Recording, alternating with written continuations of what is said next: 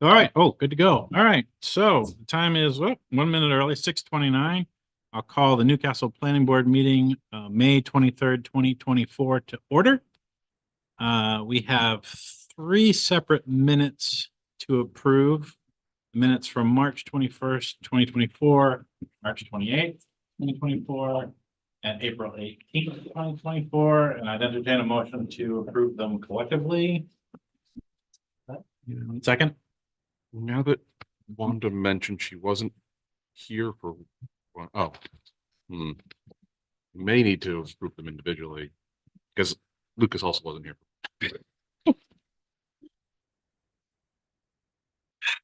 So Messing with my chi tonight. I know. I'm sorry. All right, we'll do them. That's what I wanted, individually, but- Sorry. Do I have a motion on March 21st minutes? Which is, who was here? I was not.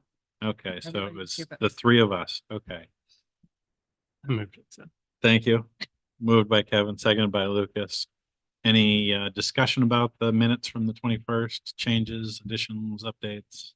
Seeing none, all in favor of the minutes from March 21st? That's three yes, one abstaining. Thank you.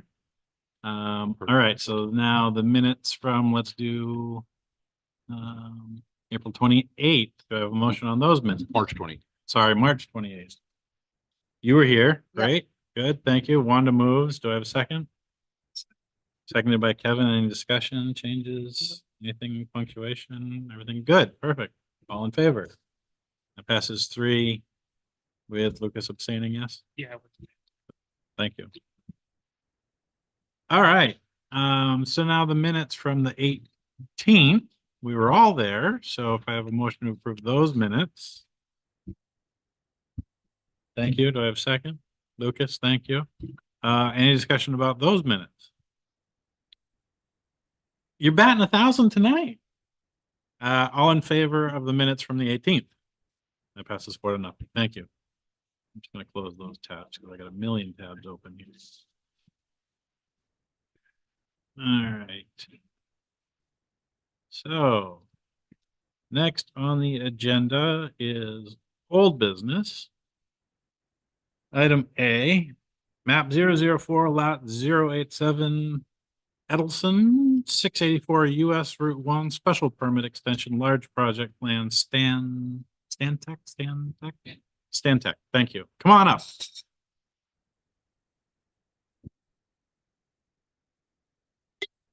So this is actually a continued review from our last meeting. We had tabled the discussion and consideration of the application due to several things that came up while we were talking about it. So we're gonna pick that right back up and let's just. Do you have it in your memo? I saw somewhere. I want to pick this back up where we stopped talking about it. So what was the last thing we discussed? Let's check the minutes. That's what I just closed them all.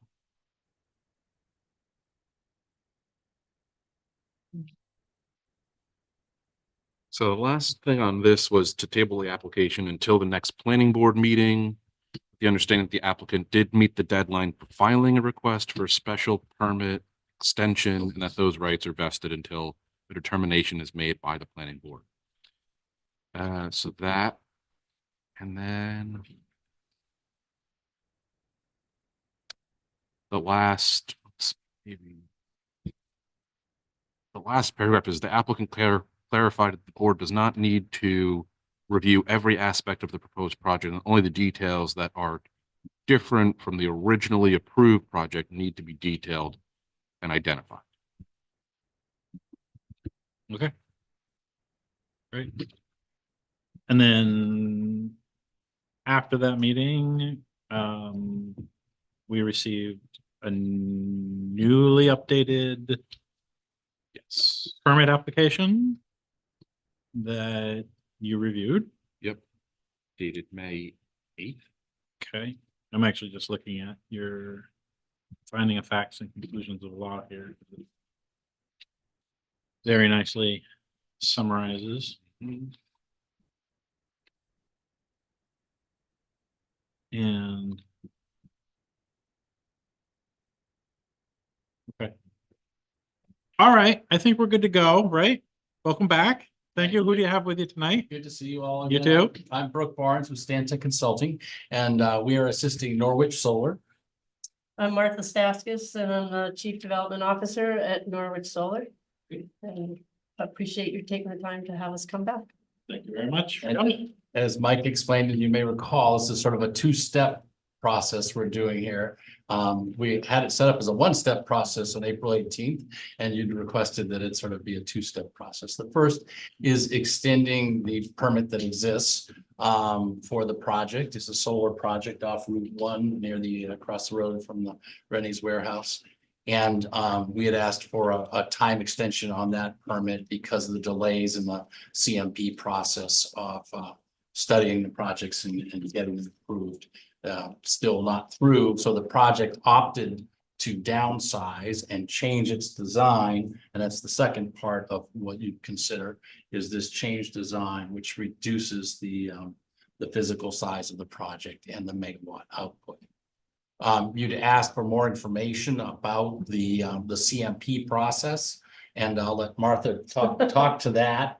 And that's the process that's put a lot of these projects back on their heels as they wait for that review. We submitted that memo. There's a memo that talks about the delays. Yeah. So I just walk you through that.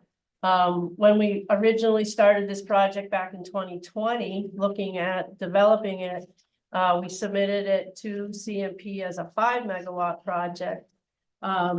Through that timeline, the review process at CMP added, there's a distribution review, and then there's also a transmission, something above a megawatt is gonna have a transmission study as well.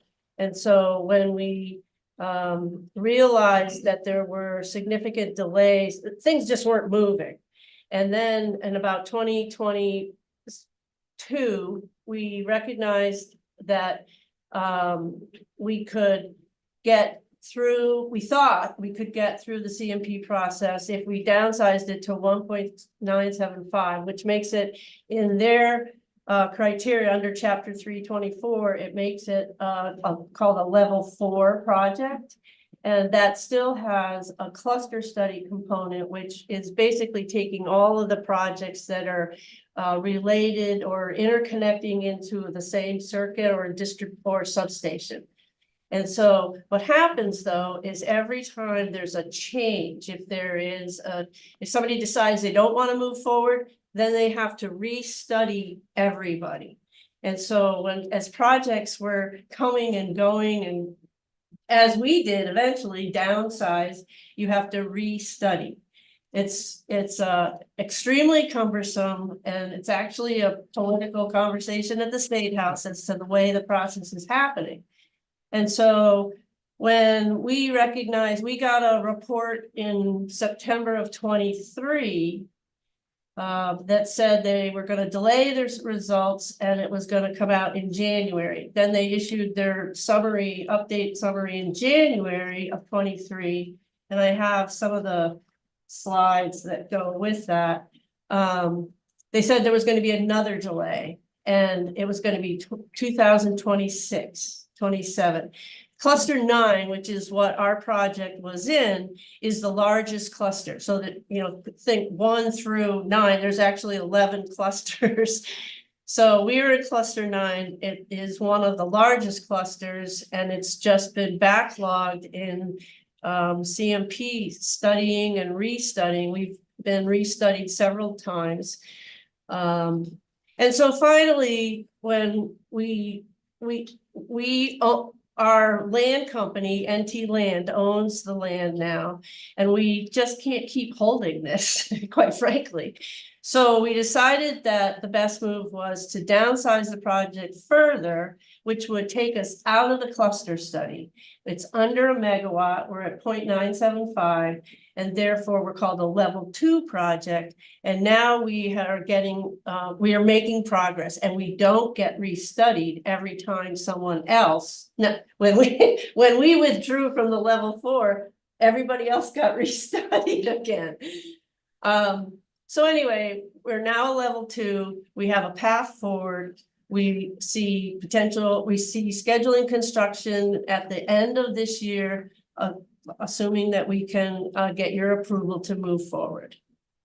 And in doing so, the project, as Brooke said, the project is now about half the size. We're at 7 acres of a footprint for the array. Access hasn't changed, the interconnection doesn't change. We have our easements with CMP actually to interconnect. We have our stormwater. We have to renew our stream crossing stormwater. We have our decommissioning plan. So we have the other components, but until we pulled the trigger and said, we're not going to wait any longer with CMP, did we start to see some advancement? So that's the problem. What's the problem? Familiar problem. Yes, it's not an unknown problem for sure. No, it's one I'm intimately familiar with. I had 64 kilowatts of solar put on my roof. It took them 9 months. And they were just sitting there. It's For 9 frustrating. months. And there's an asset, you paid for that, right? Oh, I Yeah, was paying for it. yeah. So, It's yep. painful. Oh, I get it. Okay, great. Well, thank you very much.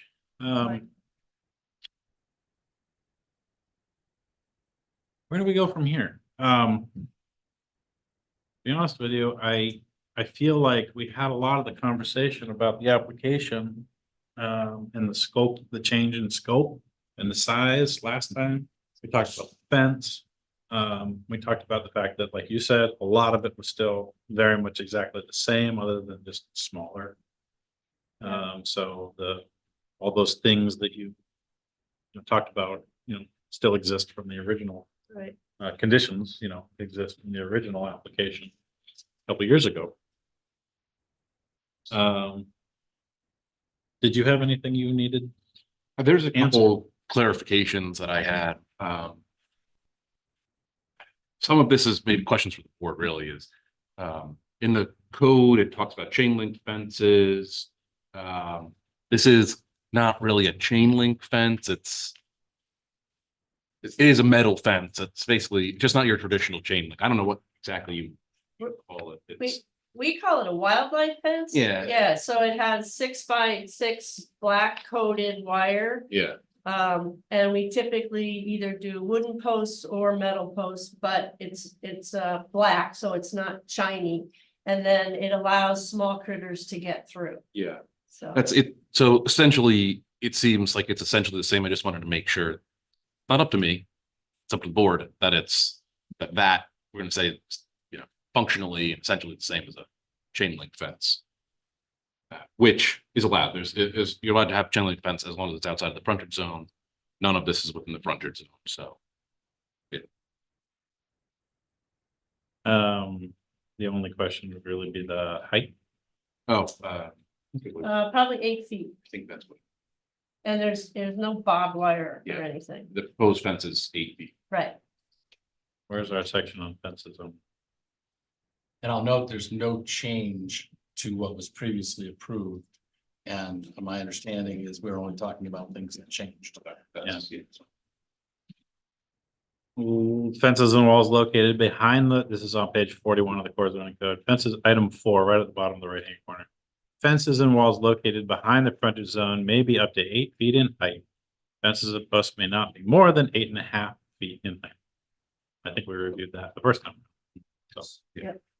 So as long as we're good that what they're proposing is a chain link fence, then that's good. Is any lighting proposed on this? No. So I figure, and no buildings. No,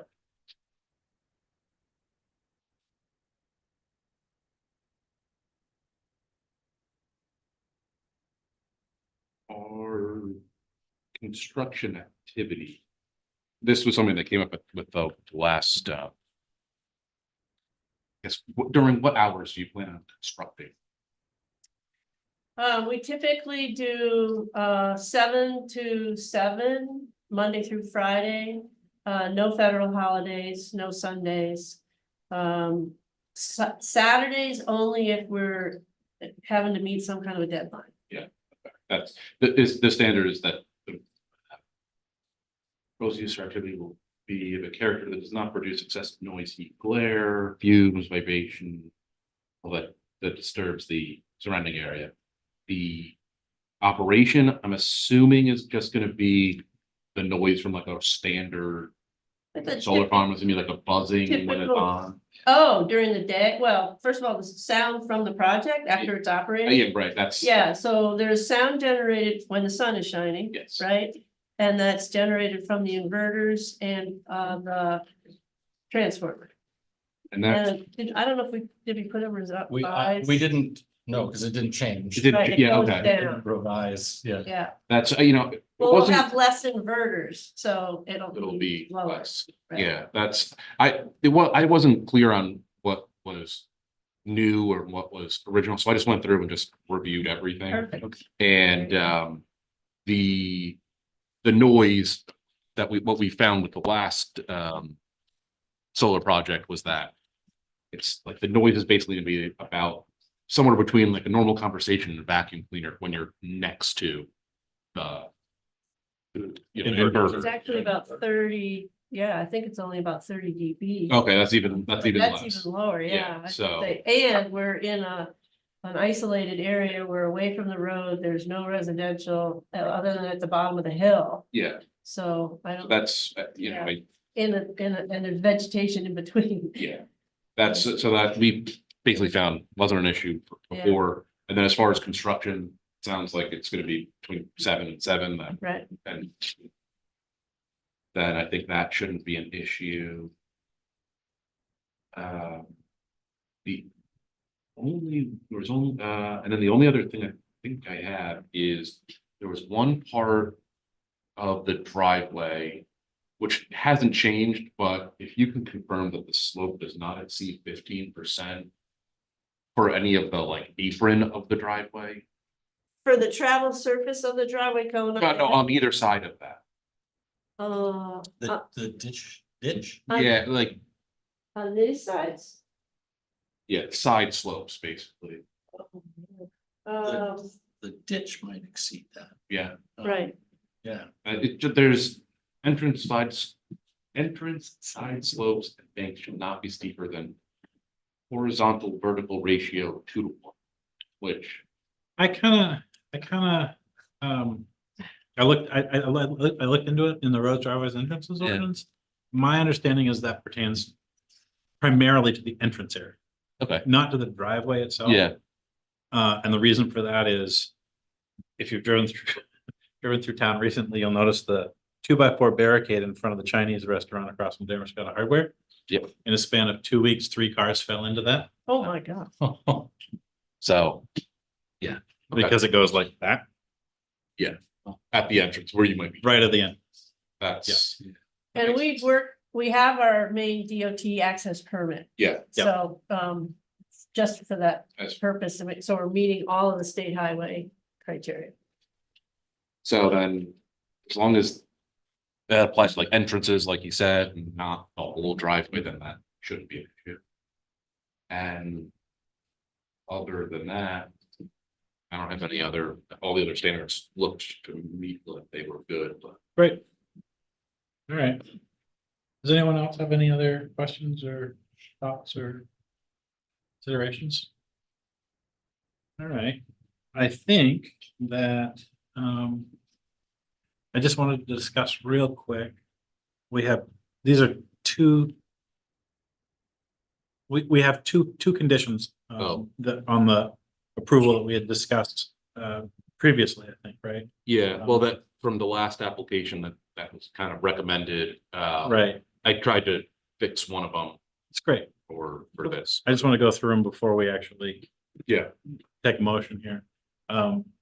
we had said that, on the last solar project, one of the conditions, the first condition was that prior to operation of the proposed power generation facility, the applicant shall conduct an on-site inspection to familiarize a representative of the Newcastle Fire Department with fire access and safety considerations. That's, Is that something standard you do Yeah. anyway?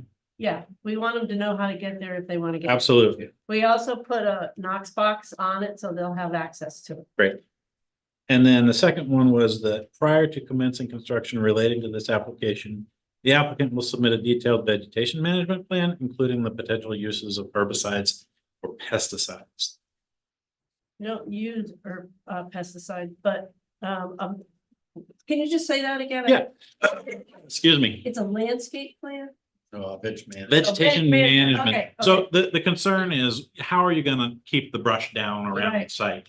Right, And are you gonna use pesticides and herbicides? We prefer you didn't. right. And we mow, excuse me, we mow once, well, first of all, it depends on the site. It depends on how fast the site grows.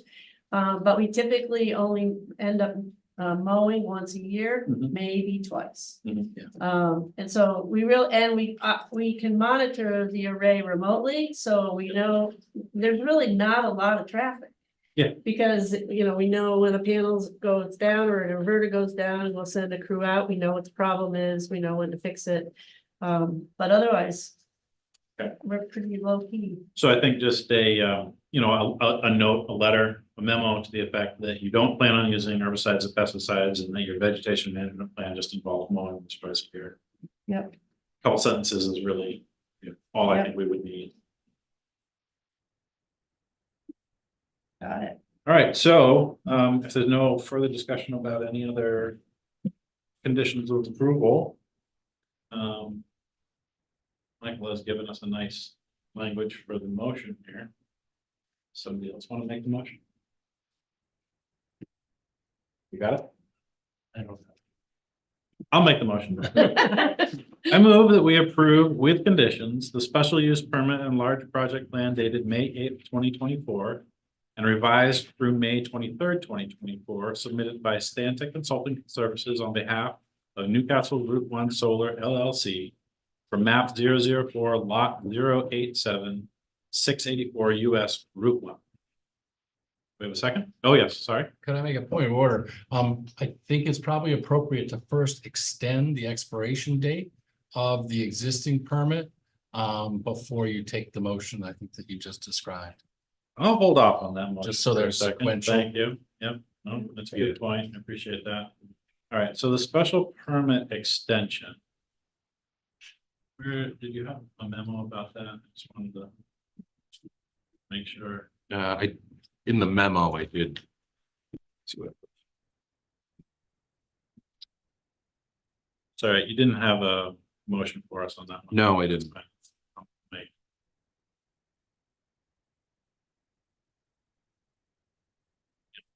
Yeah, I think that's exact to do with that. Okay, so what are the specifics I need to include in the motion? Say, and it's not a special use permit, it's a special permit, It's a special permit. my mistake. But to extend that from for I guess, what, a year, 2 years, I think they're usually two, they were 2 years. Well, the initial approval is for 2 years, and then after that, it says it can be extended for or modified by the board by any amount of time, so. I guess that actually is a question for the board, is do we want to extend it for 1 year, 2 years? They plan to begin construction in the fall, do they need 2 years? In theory, no. And the only caution is In theory. if CMP CMP. throws a I know. curveball or That's all something, That's right. fear. we don't want to come back. again. Well, the way the permit works is you just have to begin, substantially begin construction within a year. So even the construction of the So- road Putting the entrance in. Yeah, would qualify as substantial construction, and then you're covered for. Yeah. I think it's probably appropriate to do it for each just start. It's a start of construction. start of construction. All right, so that's. You don't have to complete it with it. No, I don't want to get into the winter months. I hear you. So, And extended from, I guess, the date that it would have expired. which, Well, that was April April 22nd. 20, yes, the original approval was April 21st, 2022, so the expiration would have been April 21st, 2024. So if you extended it to April 21st, 2020. April 21st, 2025. All right, So that brings us to April. Just to start. Is there any chance I can ask for 18 months? Just am fearful if I get hit in the winter, that's all. It's all It right. doesn't need to be complete. Doesn't have to be complete. No, it's just start, that's it's just, fine. We'll yeah. put the Like road get in. the, get the So road it's in. just start to get the road That's in. fine. Yeah, you'll, I'm Because in just- 2 years, nothing's happened. So if you get the, we start to get the road in, then you can- Yeah, no, I'm with you. I never thought I would be back here today. I'll be. I hear ya. honest. I hear ya. So I'm just overly cautious. Yep. All right, so I'll make a motion that we extend previously approved special permit until April 21st, was it? April 21st, 2020. 25, April 21st, 2025. Okay. Wait a second. Kevin seconds. Thank you very much. Okay, any further discussion about that? Okay, all in favor of that motion? Great, thank you. All right, I'm not gonna read that whole thing again. All I'm gonna say is I now remake the motion I previously made regarding the application, the amended application. Okay? That's the motion. Do we have a second? Second by Wanda. Thank you. Okay, any further discussion about that? Seeing none, all in favor? That passes 4-0. Thank you. Thank you very much. Thank Appreciate you. that. Thank you very much. Have a good evening. You too. All right. All right, so that concludes old business. We now have new business. Item A, map 011 lot 046-A, Morrissey, Pleasant Street, small project plan and shoreland zoning considerations. If you'll come up and introduce yourself while I find your file. Thanks again, folks. Thank you. Hi, I'm Lauren Stockwell with Stockwell Environmental Consulting, representing the Morrisseys. Great. They are just putting in a dock at this point. It's gonna have a path winding between the trees, meandering to a 32 by 4 foot access ramp, which is going to be sloped down the bank to a 60 by 60 foot pier, 60 by 6 foot wide, to a 40 by 3.5 foot wide runway, and then to 2 floats. One's 8 by 20 that's gonna go perpendicular to the shore, and at the end will be like a T with a 12 by 20 float at the end. And these will actually land in the mud because it's pretty gradual, just at low tide. Right. At low tide. Awesome, thank you. I saw that you'd submitted it out to all the agencies. The only one I didn't see was the tribes. It's got sent to all the tribes. It did. Mhm. Okay. Can we maybe just make it a conclusion that you include that, make a contingency or Actually, condition that you provide those? That's, I got the response back from the Penobscot Nation. Was the only one that responded, but that is in your packet. As was the letter sent to the Maine Historic Preservation with their stamp that they received it, and didn't have it. But yes, I sent it to all the tribes. great. Do you need copies of that email? Yeah, if you can. Okay, I can That's- submit that to you, but I think it just should be included in the application when it's all put together, yeah. I guess I didn't put in that, just their responses, and I didn't get a lot of responses. You never know, I know, and sometimes you get response after it's all done. right? No, just for completeness is all. Okay, I'll email that to you tomorrow. All right, that'd be great. I mean, honestly, this looks very straightforward. I can't see, I don't even have any questions. Does anyone have any questions about this? I had a couple questions that you answered and I updated the findings, so. Yeah. The only questions I really have are, is there, and it's for the board, is, do you want to put any conditions on it? And that's it. I Sound think, like we just had that one. I think that's the only one. Let's just make sure we have a, as complete as possible application packet, just for the records. Mhm. Okay. Wonderful. What I do, now that I think about it, did you say how long that meandering path is to get down to the actual beginning of the, So DEP only regulates the 75 feet for the path. right, So it'll be at least that long, but their house will have to be 75 feet back, so it'll go, their house hasn't been built yet. right, And they haven't applied for that, so, I would say 75 feet. Because it's gonna have to go from where the house down, through that. yeah. Sure. And then further than that, they don't need a DEP. Right. If the house is further back, might have to be a little bit longer, but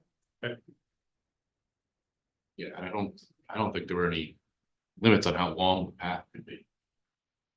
nope, it's just DEP's regulation, shoreline zoning regulation is that it's no more than 6 feet wide. Right, If it's stairs or something, no more than 4. And Right. If it's structured, but if it's just a path, then it has to be meandering, right. Yeah. Yeah, it can't be like a paved way or. right? And then what about notice? Did notice have to be provided to abutters on these things? I can never remember on these things. I had to do it for part of the DEP Right. application. I don't Okay. know about the town. But Okay. so all the abutters were. at They least were notified. Once. Okay, great. No, yeah, no public hearing, no notice. For our end. Yeah. Yeah, I mean, these kinds of things, the DEP is always more strict than we are anyway, so. All right, great. Let's see, where's the motion? Where's the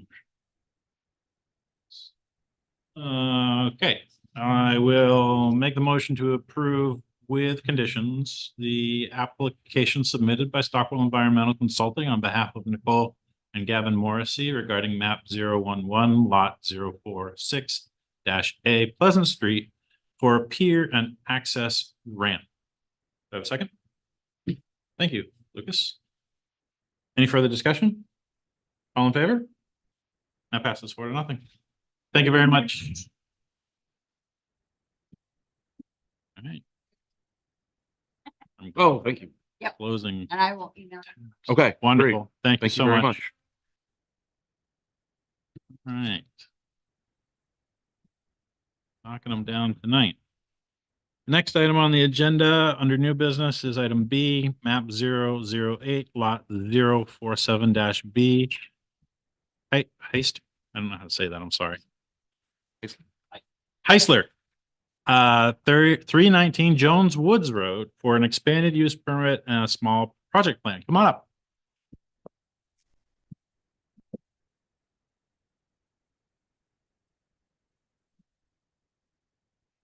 Why don't you just, because we're recording, just tell us who you are and give us a little bit of an overview of what it is you're looking to do. Frank Heisler, senior. Frank Heisler, fourth. Pretty much what we want to do is just add to our business, be able to, supply people with used cars. We have a lot of people that come in and are looking for used cars, so. Pretty much it. Okay, so right now you have vehicle repair Yep. business, Yes, and you're looking to add vehicle sales. right. So, yeah, there is a vehicle repair business or use on the site now and a residence, right? Because at one end, I think it's the same lot, it's your house and the garage. Right. And I think was there a residence above the three? There is. There is, okay. So there's that, and then what's being proposed is basically to add vehicle sales. Mhm. And then also there was you wanted to expand, add like some office space, storage space on the side? Eventually, Yeah, okay. So that basically there's those two things. One's the use and then one is the office space. And how many buildings are currently on the site? What do we have on the site? There's 3 with a shed, 3 and a shed. right? So there's a primary residence A house. That's, I'm assuming that, or we would consider the primary building. Yep. And then there's the garage that is kind of associated with the house. It's over towards where the house is. It'd be Detached or attached? Detached. Detached. Right, detached? Yeah. Okay. Detached, that's a accessory building there. And then that is accessed off of Ridge Road. Well, I have two driveways, Ridge Road and, And, okay, well, that is over near Ridge Road. right, And then over, not accessible from Ridge Road is the 3-bay garage. Still in the same site, which I guess would be another accessory Mhm. building. Mhm. So can't have two accessory buildings, but it is legally existing, non-conforming because it was there before this code. Sure. So there may be some like maneuvering in it, or we have to like, well, we'll call this, it's fine. Alternatively, we could do a virtual lot line, which just be a line on paper. And I think that the garage could essentially be a primary building. The small garage, not the 3-bay. No, the 3-bay The garage 3-bay. could be a primary, that one could turn into a primary. There's no building types in the room, so Right. I think you could, if you want to do that, and then that might get you around some of there's restrictions on accessory buildings that were, like. Well, generally under buildings, you're only allowed, maybe it's in site, you're only allowed one primary, one accessory. Yes, Unless you have an attached garage, you're allowed one detached accessory addition. That's true for all districts regardless of building types. Right. Or no. So it doesn't matter at this point, it's a pre-existing. Yeah. Condition, so it's fine. yeah, right. Which of the 3 buildings is the expansion being proposed for? the garage, the 3-bay The garage. 3-bay garage, And to that- include an office. and that has a house, well, apartment. Apartment, right. Okay, so we actually have a primary residence, which is a dwelling unit. And then we have an apartment, an existing apartment above the 3-bay garage currently? Yes. Oh, Yeah. great, all right. Yeah, there was always a single wide trailer there because there's lot A and lot B. There's, Yeah, but all this is on lot B. no, he's on lot A Okay. and his house and the detached garage, and then lot B is the 3-bay garage with the apartment above it. Okay. And that's where we're hoping to add on For the office. for the office and storage. Got it. Okay, the 3-bay garage, yeah. Or vehicle repair, and vehicle sensors. Okay, great, thank you. So how do you want to go about this, Michael? Do you want to run down your analysis, or do you Sure. want to? Sure. I ballparked some building footprints. So in this district for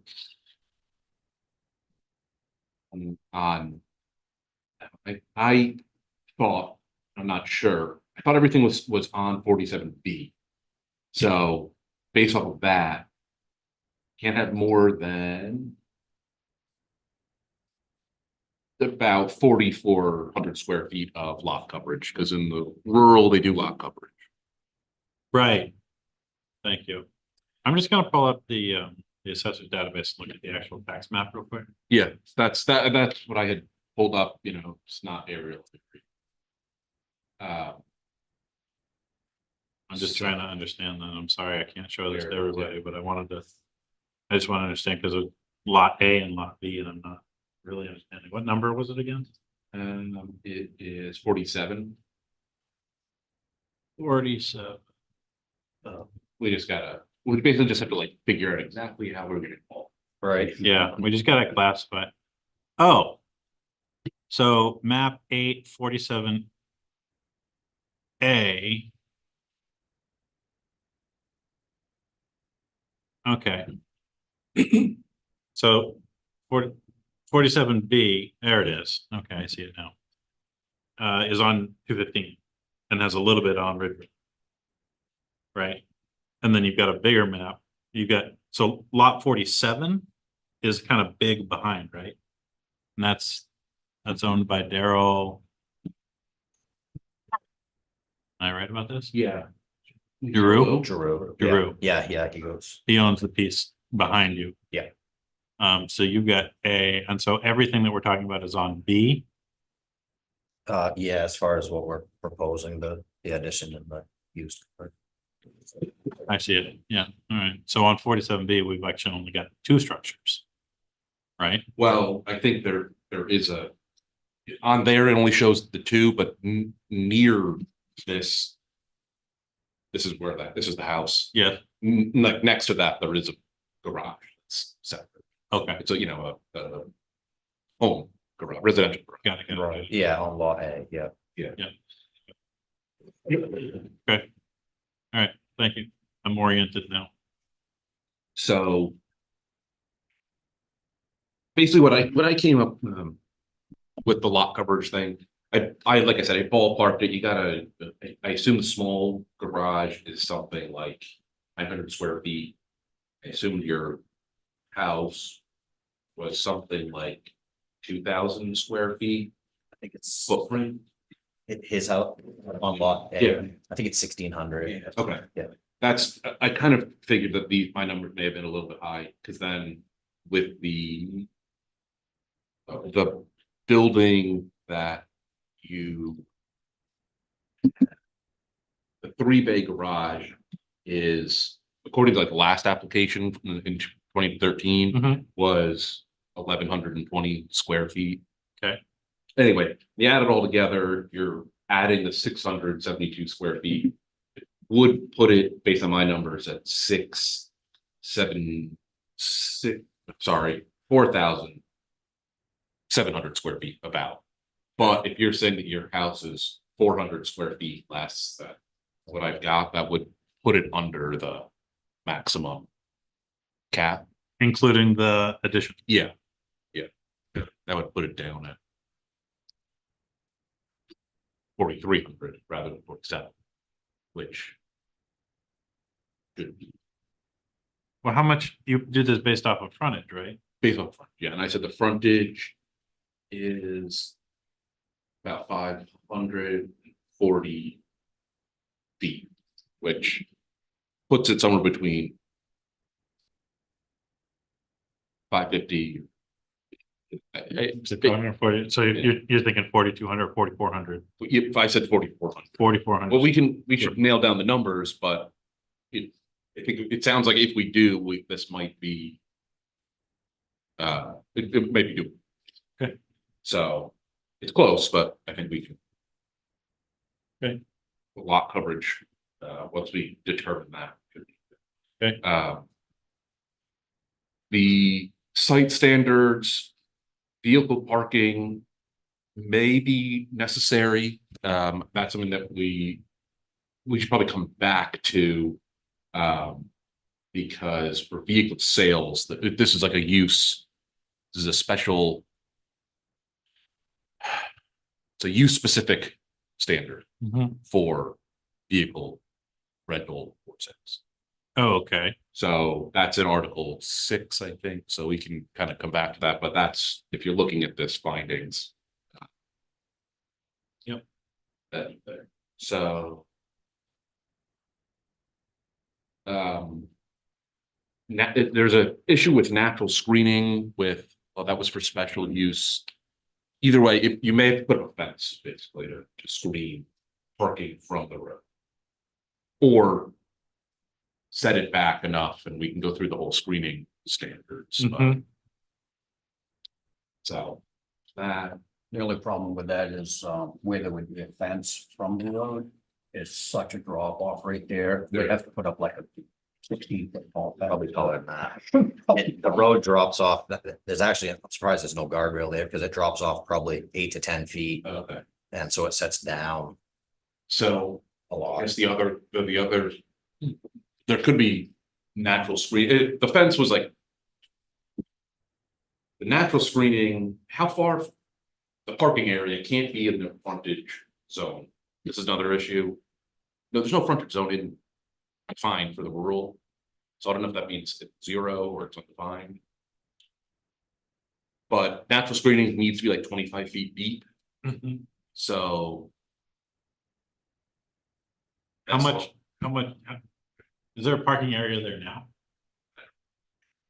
Partially. Well, there's in front of the garage where we keep, if you're looking at the garage, we keep all the vehicles that we're working on to the right and then put everything that's finished to the left.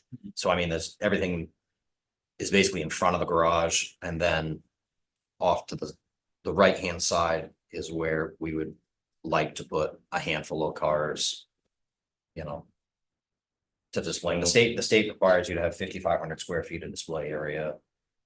And there's that over there. Maybe what we should, well, let me just read the standards for vehicle rental or sales. The standard is display of vehicles for rent or sale should not occur within the frontage zone.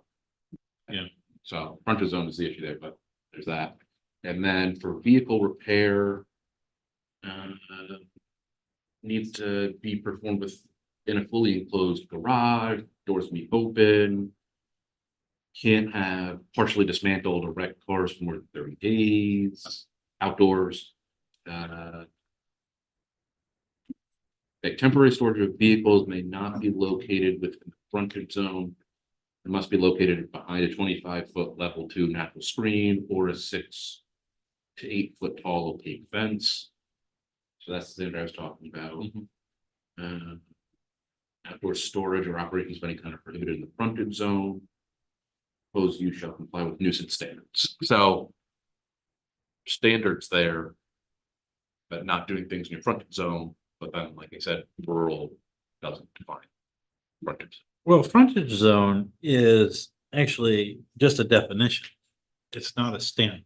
Well, in all the other districts, there is a frontage zone. It says like, There's a frontage zone setback, which is an additional number beyond the frontage. Okay. So, let's say, you know, in a district where, say, the frontage zone is 8 feet, for example. The frontage zone is defined in the definitions as the area between essentially the road and the facade, or the frontmost facing part, closest part of the house or structure, primary structure, to the road, that land area there, that's the frontage zone.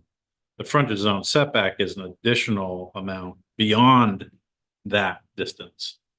And the idea being that, you know, in districts where it's defined, you don't want to have things built closer than that additional distance. So if you're going to put up a garage, instead of putting it in front of the house, it's set back 4 feet or 8 feet or whatever it is in that district.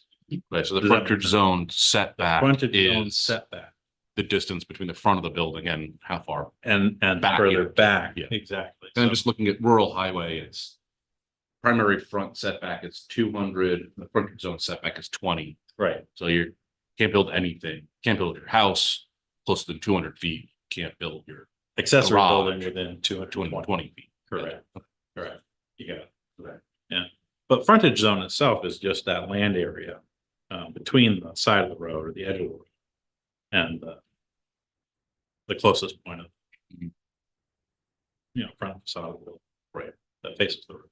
That does make some sense.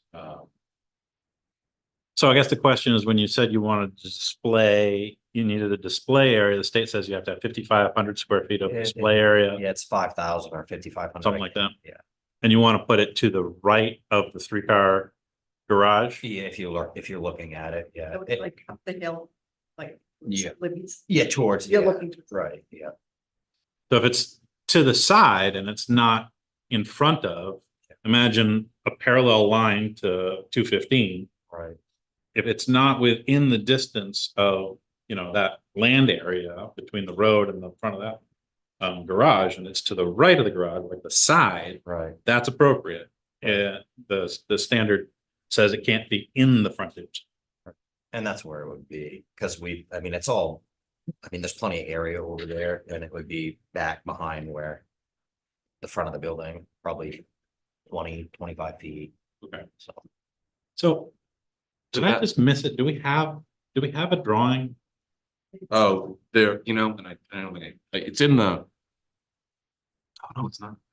Okay. I was just looking at it. Because you're gonna do a little office area too, right? yeah, that's I on the did see that. opposite side, So that's down.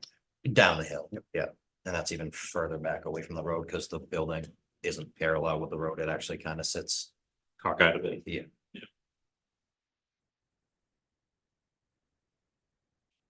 Hold on a second. I'm looking to see if I can find it because I saw something at some point. Now, Yeah. where'd that go?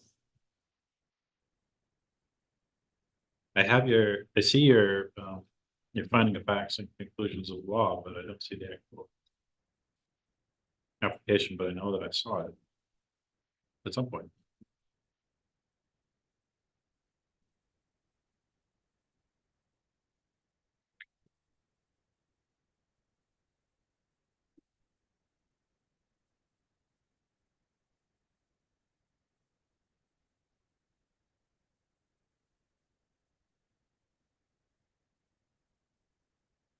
Okay. Okay. So I just did put the application in there. Hopefully it'll show up soon. You're looking at it. Great. Uh,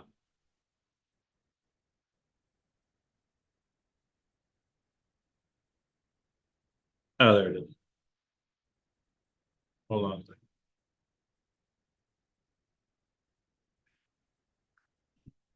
Ah.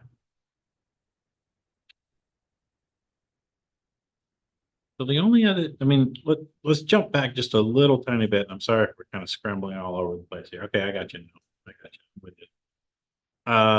Is that the type of application that we're looking at here? And I'm just gonna go and refer to the core zoning code here for a second. I'm on page 13 of the core zoning code, which has the use table for the rural district in it. And under commercial goods, we have the two uses. We have vehicle repair, which is listed as a residential companion permit required, but you're essentially grandfathered. You've got that, you've had it. Fine. You're looking to add vehicle rental or sales, not rental, but sales. Sales. So under vehicle sales, that requires an expanded use permit. And the way to get that is through a building group. So I know this sounds a little confusing, but we're gonna go look at the standards on page 53 for a small rural compound, which is a type of building group. So you've got 3 buildings on the lot already. And how big is the lot? I can. Sorry, I got it pulled up. 3 acres. It's 3 acres. So that may not be the way to do it because it's 5-acre minimum.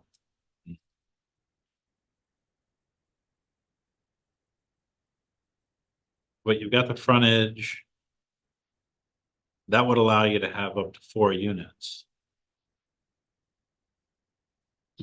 That'd get you the office.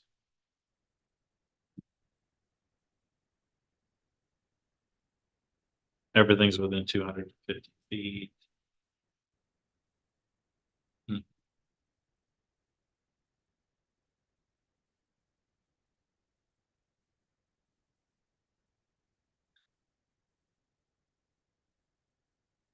Huh.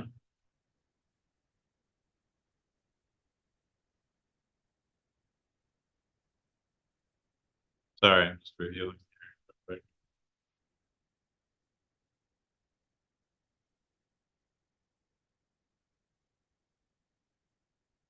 Get you the building types. As a matter of fact, that that building, which is the 3-car garage, it has the shop downstairs, the apartment upstairs, and you'd be adding an office to it. Right. Technically, it's a mixed use building.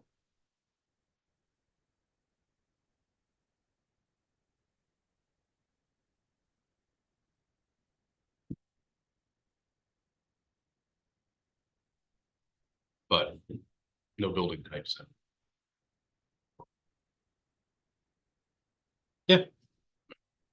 What? Said no building types in rural, so What do you mean? no building types. Of course there are. I mean, there's no building table. No, but that's how you get expanded use Oh, if you're talking about a building group.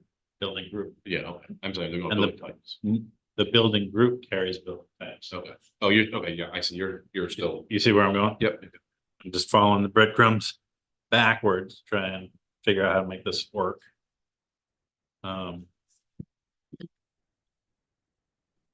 So the question is just whether or not, the lot itself is only 3 acres. Yes. You need a minimum of 5 acres Small. for a small road.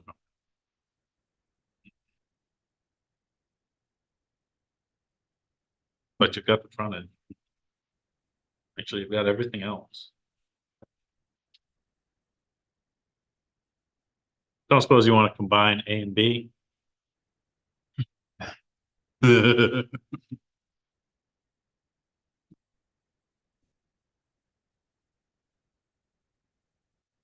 And what about just dividing the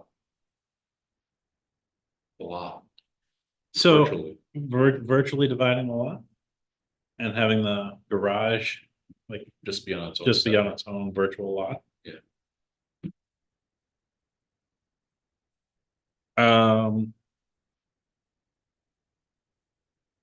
Hold on. Thinking. I think. Because that building then wouldn't be non-conforming.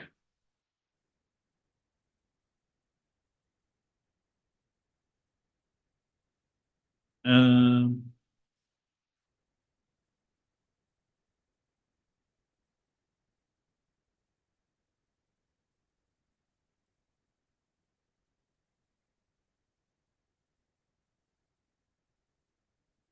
Well, we've got two things going on. Under use standards for D1 rural, so I'm back on page 13. So that this is to the right of the actual use table here. It says item 2. This, you've already got the vehicle repair. But if we make that a virtual lot, everything has to come up to code. Right? Yeah, wow. So then it says, item 2 says vehicle repair uses that are not part of the building group may occur only in accessory buildings. Is that under, Use standards for D1 rule. On page 13. And that would be the primary building on that virtual lot.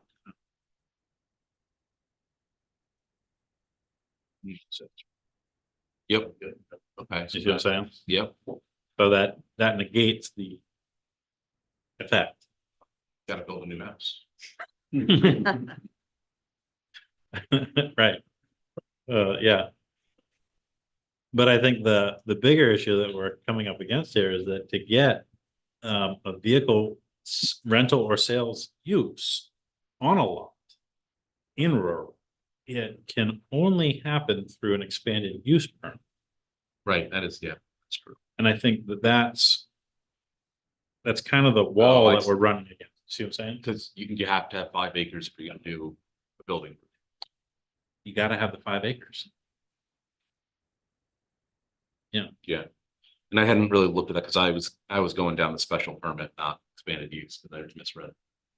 Well, even under special permit, I think, is that possible? Under special permit? No. No, it's still an expanded use. It's still an expanded use, so I don't know how to get I don't know how to get a solution to the desire to have vehicle sales on that lot unless we can make the lot 5 acres. That's the, I think that's kind of where the rubber meets the road, so to speak. In terms of getting a permit for vehicle sales. Vehicle repair and everything you've got right now. Totally fine. To expand the use, you got to get an expanded use permit. And the only way to do that is to do it through what's called a building group, in this case, a small rural compound. And the only way to do that is for the lot to have at least 5 acres. yeah, it looks like, I mean, anything that, at least in rural. Well, anywhere, anything that requires expanded use permit, you need 5 acres. You need minimum of 5 acres. Yeah, it doesn't have to be exactly 5 acres, but it has to be a minimum of 5 acres. Okay. And I think, I mean, that's a.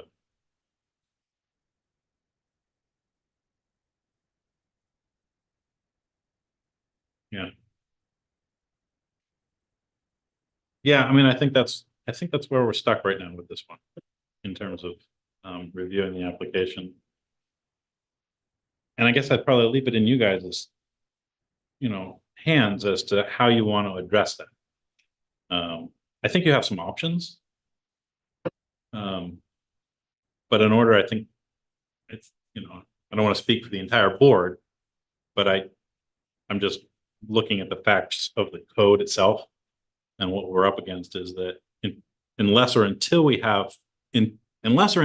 lot 47-B is 5 acres in size, we simply can't even, we can't permit a vehicle sales use on that lot.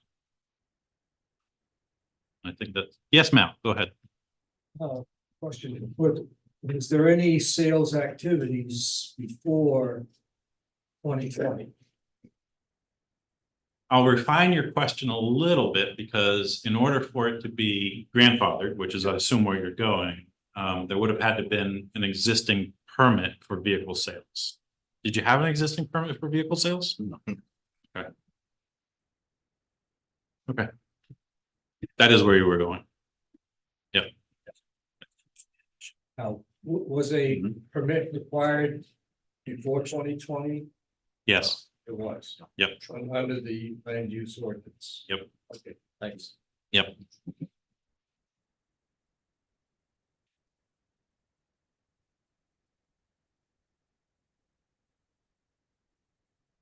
Yeah. Yeah.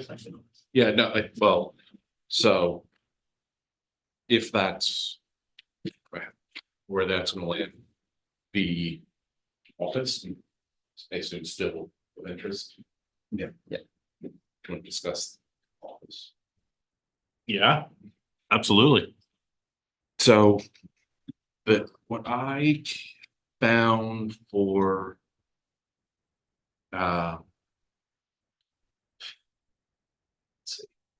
I just want to read.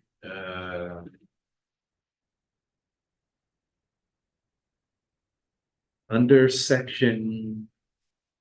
This is an article for building standards, section 14. C2, states that the width and length of the main building mass of a non-conforming building may be expanded within the allowed setbacks of the district to the extent permitted by the assigned building. So as long as basically you can expand non-conforming. Correct. As long as you don't increase the non-conformity. Well, this sounds like as long as you don't encroach on the, like in this case, the non-conformity of the building. There's a third building, there's a second accessory building on. Right. Right. Which being bigger, I guess, doesn't make it more. Correct. Make it another building. Correct. But here, basically what it's saying is you can expand the width and length of the main building. As long as you don't encroach on any of the setbacks in that district, which I don't think. It did, there's really. Yeah, You're and more than 20 feet from the property lines. Yeah. I think it falls under additions. So in rural additions, the way they work is the building can be basically expanded to twice its size, Right. as long as the addition doesn't exceed the width, length, depth, or height of the building to which it's attached.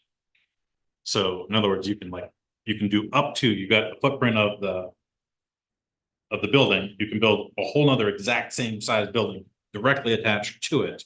It just can't be taller than it, deeper than it, longer than it. And I don't think that was the proposal. It was No, it's just over half and not as half tall. and not as tall. Right. So We don't need the ceiling height downstairs. I'm pretty sure that that is permittable. Excuse me. Allergies. Wicked. Oh my, just unbelievable. Is that what you were getting at? I wasn't getting at the additions part of it, but simply that like.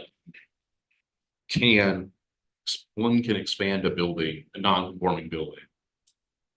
Under the- Correct. That is the intention. No, that sounds weird. I mean, it's fine, it's just, you did like non-conformity. Right. No, we were very intentional about that. We wanted to make sure that anything that the code made non-conforming still had the ability to be expanded. Yeah. Within reason, within certain limits. That's how it. Other than to say, no, you can't expand non-conforming buildings at all, period.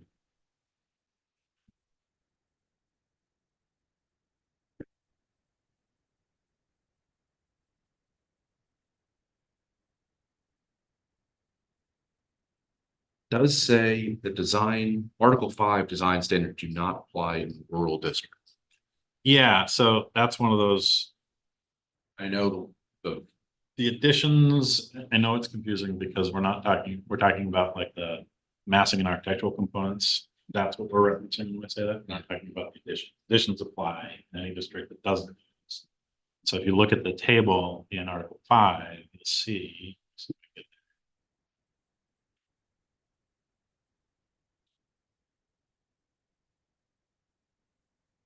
well, I guess I was just gonna say that standards for addition wouldn't seem to apply. Because there's laid out in You know what? Article 5. You're right. I'm totally wrong. It doesn't at all. Yeah. So you're allowed to expand it and there's no limits. Yeah, that's right. Yeah, I'm sorry. I was wrong. Yeah, good. Okay. All right.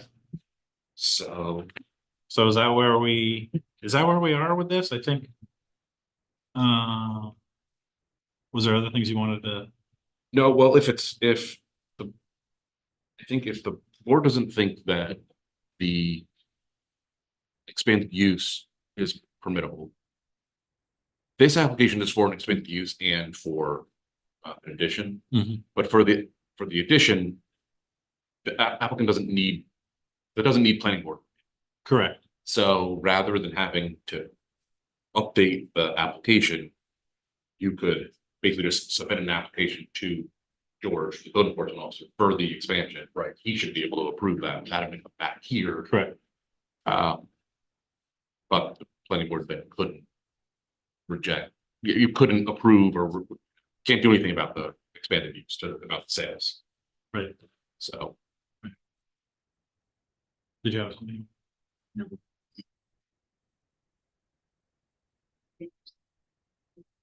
Unfortunately. I mean, because you've got both lot A and lot B right there. I mean, I pull out your maps and take a look at it and see if there's some way you think you can, legally get. If you want to have the vehicle sales, legally combine the lots in a way that makes sense to actually get to that 5-acre minimum threshold. If you do that, then you can submit a new application for just the vehicle sales. In the meantime, you can go ahead and submit the application, like Michael was saying, to George for the office. And go ahead and get that rolling. And then come back it wouldn't, the vehicle sales would still need planning board approval because it's an expanded use permit. Right. So when and if you can figure that out and get that going, come back with a new application. I think it's- Great. Alrighty, Okay, well, thank you. all right, well, thank you very much. Excellent.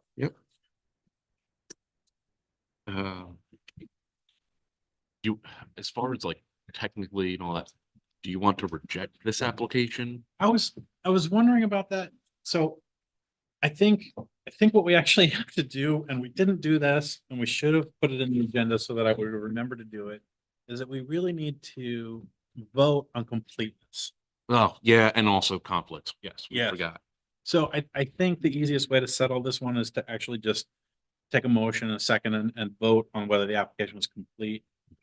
On other grounds, I would actually say there's strong reason to, there wasn't enough supporting documentation, so I guess I'll make the motion that we deem the application not complete. And that way we don't have to go further with it. Even though we kind of did.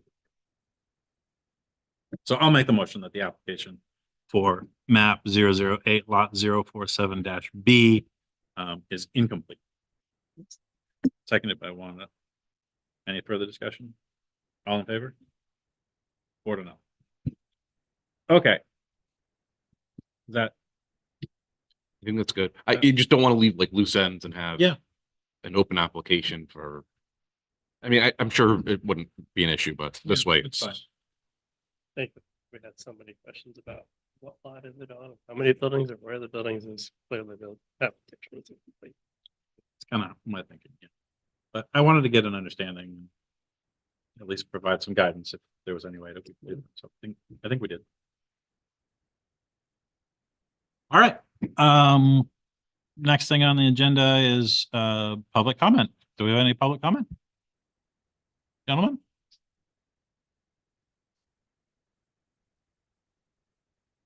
Seeking a solution for potential small business. Thank you. Thank you very much. Yeah,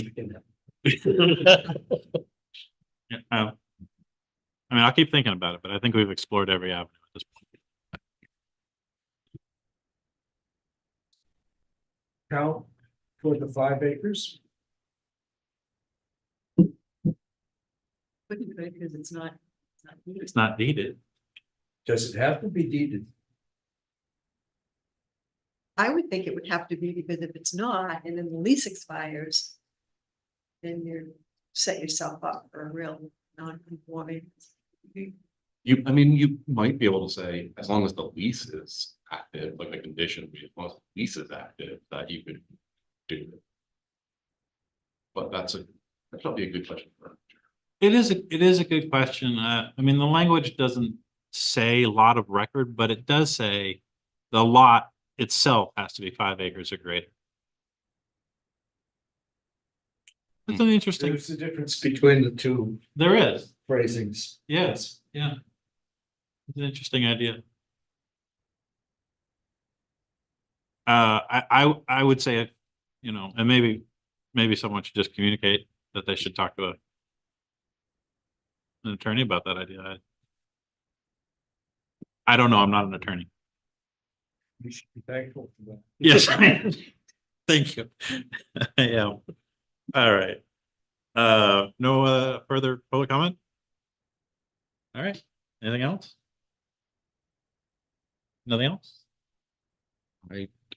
No, answered more. No, everything on my memo was tight. Right. Okay, so without objection. Meeting adjourned 7:43. Be here forever tonight. Yeah. I Very also. efficient.